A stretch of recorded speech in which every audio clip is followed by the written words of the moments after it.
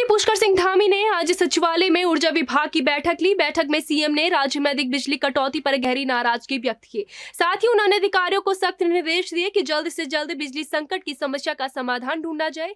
साथ ही सीएम ने सचिव ऊर्जा यूपीसीएल पिटकुल और यूजेवीएनएल के अधिकारियों को बिजली संकट की समस्या से कैसे निपटा जा सकता है उस पर जल्द रिपोर्ट देने को कहा। इस मौके पर मुख्यमंत्री ने नाराजगी व्यक्त करते हुए कहा कि जब बिजली संकट की समस्या की शुरुआत हो रही थी तब उसके उचित समाधान निकालने के सार्थक प्रयास क्यों नहीं किए गए। बद्रीनाथ धाम के कपाट खोलने की प्रक्रिया शुरू हो गई है। आज नरेंद्र नगर स्थित टिहरी राजा के राजमहल से तिलों का तेल निकालने के साथ कपाट खोलने की प्रक्रिया शुरू हो जाती है।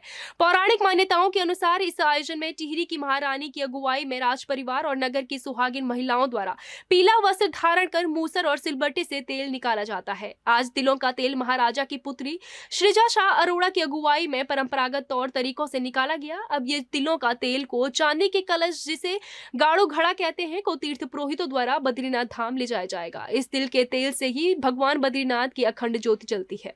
पिछले साल तो माहिर साहब यहाँ पर नहीं है जब तक हमारा उनका 1 साल खत्म नहीं होगा। तो मैं अभी हम लोग आपने देखा तेल निकल रहा है, सब मेरे टीम यहाँ बैठे हैं धूप में, एक फूट रहा है, एक सिलबट्टा में हो रहा है, फिर हमारा हाथ से तेल, मेन चीज़ हाथ से तेल निकलती है तो उसका बहुत टाइम लगता है। पर इस टाइम भोलेनाथ की बड़ी अच्छी कृपा निकल रहा है और इनके बगैर तो हम कुछ कर नहीं सकते। जितना चल सकता हम चलाएंगे, जब तक मैं जिंदा हूँ चलना चाहिए। उसके बाद मेरे पास 2 लड़कियाँ हैं, मैंने उनको बोला बड़ी और छोटी को, मेरे बाद आप लोग को करना है और बाकी सब भगवान की मर्जी। परंपरा है, ये अनादिकाल से चली आ रही है। ये जो हमारे जगतगुरु शंकराचार्य महाराज हुए हैं, उन्होंने इस परंपरा को राज परिवार को दिया है और तब से राज परिवार इस परंपरा का निर्वाह करते हुए आ रहा है।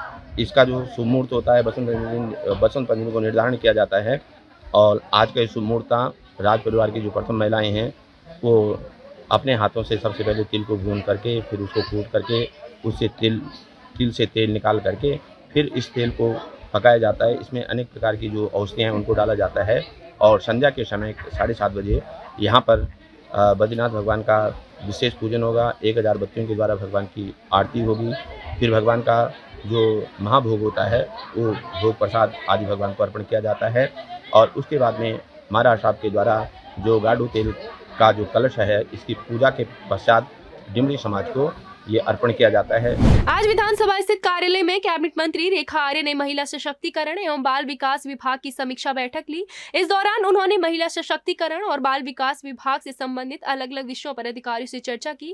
कैबिनेट मंत्री रेखा आर्य ने अधिकारियों को निर्देशित करते हुए कहा कि सभी अधिकारी अपनी जिम्मेदारी को समझें और विभाग द्वारा किए जा रहे कार्यों को प्राथमिकता के साथ रखें। इस मौके पर मंत्री रेखा आर्य ने अधिकारियों को वात्सल्य योजना के तहत जल्द सहायता राशि देने के निर्देश दिए। साथ ही गौरा योजना और नारी निकेतन से जुड़ी समस्याओं को भी जल्द दूर करने के निर्देश दिए। विक्रेता जो हमारे पास आज पहुंचे हुए थे, उनके संगठन के लोग पहुंचे हुए थे, उन्होंने ये कहा कि हमारे को विगत कई समय से जो है भाड़ा नहीं मिला है, जो गोदाम से उठाते हैं और अपने दुकानों तक पहुंचाते हैं तो उसका जो उनको भाड़ा मिलना चाहिए वो प्राप्त नहीं हो पाया है।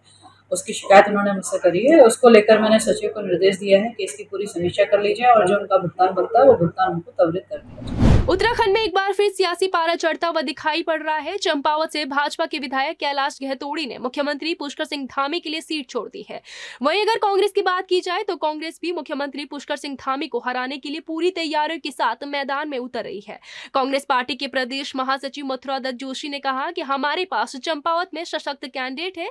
अगर सीएम कहीं और से भी चुनाव लड़ते हैं तो वहां भी हमारे पास सशक्त कैंडिडेट है। हम पार्टी के अपने वरिष्ठ नेताओं से बात कर रहे हैं कि जिस प्रकार हमने खटीमा में मुख्यमंत्री के खिलाफ एक मजबूत चेहरा खड़ा किया था और मुख्यमंत्री को शिरकत दी थी, ठीक उसी प्रकार हम चंपावत में भी एक मजबूत चेहरा मुख्यमंत्री के सामने मैदान में उतारेंगे और निश्चित रूप से ही मुख्यमंत्री को शिकस्त देंगे। मुख्यमंत्री की संभावनाएं दिख रही हैं कि चंपावत से चुनाव लड़ेंगे। हमारे पास चंपावत में भी सशक्त कैंडिडेट है, अगर वो कहीं अन्य से लड़ेंगे तब भी सशक्त कैंडिडेट है, लेकिन संभावनाएं ज़्यादा चंपावत की हैं।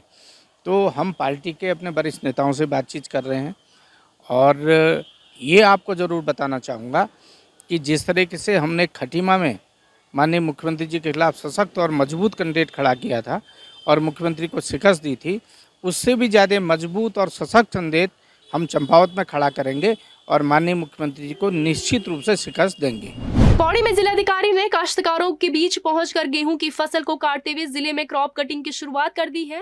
क्रॉप कटिंग के जरिए राजस्व विभाग जिले में फसलों की औसत उपज और उत्पादन के आंकड़ों को तैयार करने में अब जुट गया है। क्रॉप कटिंग से संकलित किए जा रहे फसल उत्पादन के आंकड़ों से ये साफ हो पाएगा कि फसलों के उत्पादन में जिले की स्थिति आखिरकार कैसी है।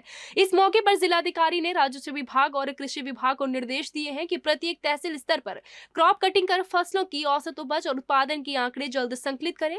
उजियाड़ी में आज हम लोग जो है क्रॉप कटिंग का कार्यवाही करने के लिए आए थे। यहाँ पर 6x5 मीटर का क्षेत्रफल में कितना उत्पादन हुआ है उसका भी पैमाइश किया गया और नपत के दौरान जो है गेहूँ का फसल जो भी हमने नपत किया है, तोल किया है, उसमें 9.2 kg 9 किलो 200 ग्राम का तोल आया है इस 30 वर्ग मीटर के क्षेत्र में।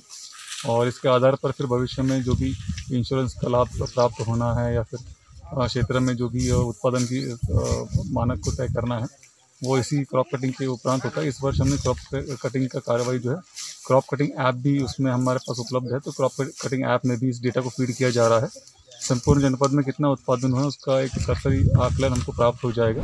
राजधानी देहरादून में अतिक्रमण पर आखिरकार नगर निगम का डंडा चल ही गया है। राजधानी की मुख्य सड़कों समेत व्यापारियों द्वारा फुटपाथ पर किए जा रहे अतिक्रमण को निगम की टीम ने हटाया है। आज तहसील चौक, इमामुल्ला बिल्डिंग, प्रिंस चौक, सहारनपुर चौक, पटेल नगर, माजरा क्षेत्र से रोड किनारे खड़ी रेहड़ी ठेलियों को हटाया गया है। साथ ही कई जगहों पर व्यापारियों द्वारा फुटपाथ पर किए गए अतिक्रमण को भी हटाया गया है। इस दौरान कई जगहों पर निगम की टीम की अतिक्रमणकारियों के साथ नोकझोंक भी हुई।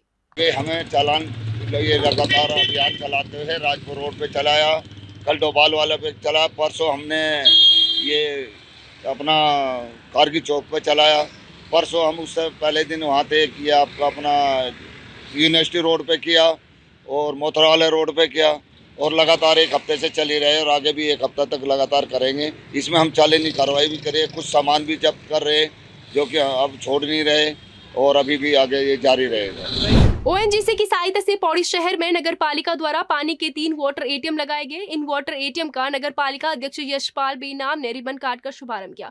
उन्होंने बताया कि इस वाटर एटीएम से जनता के लिए निःशुल्क शुद्ध पेयजल उपलब्ध होगा। ये वाटर एटीएम मुख्य बाजार अड्डा, एजेंसी चौक और कंडोलिया में लगाए गए हैं। पालिका अध्यक्ष बेनाम ने शहरवासियों से वाटर एटीएम का लाभ लेने के साथ साथ इनकी सुरक्षा भी बनाए रखने का आह्वान किया है। देखिए, जो हमने कहा था उस बात को पूरा किया है और इसमें 3 एटीएम है जिसपे कि ये एटीएम जो है 3 दिन में यहाँ पर पूरी तकनीकी ढंग से तैयार कर लिया गया है। निःशुल्क हमने इसमें एक कोल्ड वाटर और एक थोड़ा उससे थोड़ा और ठंडा वाटर रखा है, पानी रखा है। तो ये ओएनजीसी के द्वारा नगर पालिका की जो हमारे प्रस्ताव थे उनको उन्होंने गौर किया, तो मैं उनके अधिकारियों का धन्यवाद देना चाहता हूँ। और ये पौड़ी के लोगों के लिए एक सौगात के रूप में मिला है। एक स्टेशन पे और एक एजेंसी पे भी एटीएम लगाया जाएगा और आप इसकी सुरक्षा देख रहे हैं, तो मैं लोगों से भी निवेदन करूंगा कि पूरी सुरक्षा है, लेकिन इसके बावजूद भी काम हमारा और सुरक्षा का जो जिम्मेदारी है वो जनता की होनी चाहिए। मुझे पौड़ी की सम्रांत जनता से पूरा उम्मीद है कि वो इस एटीएम के पानी पिएंगे और उसके बाद एटीएम की सुरक्षा भी करेंगे। रुद्रप्रयाग जिले के सीमांत क्षेत्र और श्री पार्वती विवाह स्थल त्रियुगी नारायण भले ही देश में वेडिंग डेस्टिनेशन के नाम से जाना जाता है, लेकिन आस्था के इस पवित्र केंद्र का व्यावसायिक रूप होने से स्थानीय लोगों में नाराजगी व्यक्त की है। स्थानीय लोगों की माने तो धार्मिक स्थल को पिकनिक स्पॉट बनाया जा रहा है, जिससे आस्था पर प्रतिकूल प्रभाव पड़ रहा है। ग्राम पंचायत त्रियुगी नारायण स्थित श्री पार्वती विवाह स्थल मंदिर में हर साल बड़ी संख्या में लोग विवाह करने आते हैं, लेकिन इस क्षेत्र में अब शादी के लिए एजेंटों द्वारा व्यावसायिक रूप दिया जा रहा है, जिसका ग्रामीणों और तीर्थ पुरोहितों ने विरोध करना शुरू कर दिया है। नाराज ग्रामीणों ने ग्राम पंचायत त्रियुगी नारायण में ग्राम प्रधान प्रियंका तिवारी की अध्यक्षता में आम बैठक की, जिसमें ग्रामीणों ने मंदिरों का माहौल खराब करने वाले बाहरी एजेंटों पर कार्रवाई की मांग की है।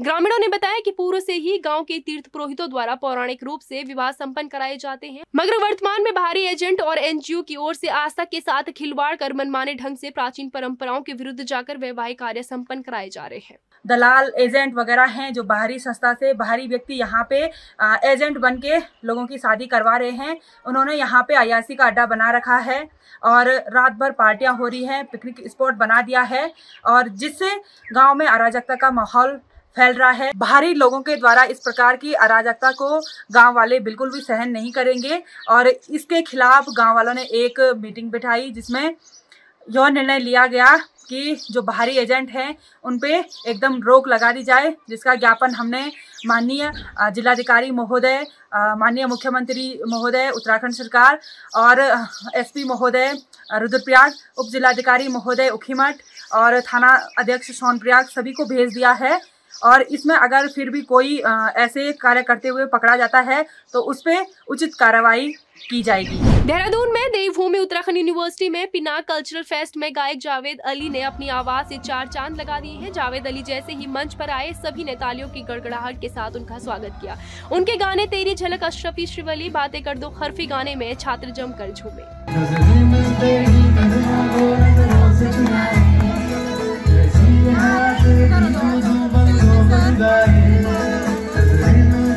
नजरों को नजरों से चुरा